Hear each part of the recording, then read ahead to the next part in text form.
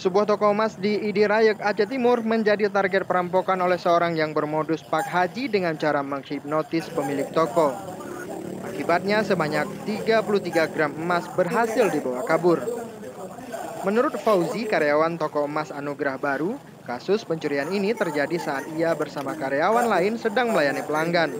Namun setelah sepi, datanglah seorang pria yang sudah berumur dengan memakai peci haji.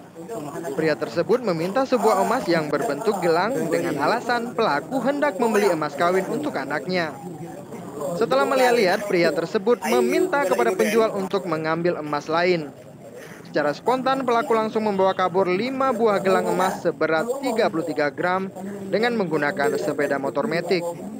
Mengetahui emasnya dibawa kabur, dengan sigap penjual langsung mengejar pelaku. Namun sayang, pelaku berhasil kabur bersama emas tersebut. Pemilik toko emas ini hanya bisa pasrah karena saat peristiwa terjadi, kamera pengintai di tokonya sedang tidak berfungsi. Pukul 1.20 kemarin itu kejadiannya ada seorang orang tua ya, orang tua yang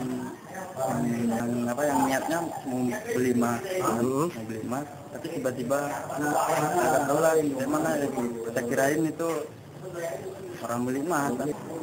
Aparat kepolisian sektor Idirayek tengah mengusut kasus ini, namun polisi kesulitan karena tidak ada yang mengenali ciri-ciri pelaku.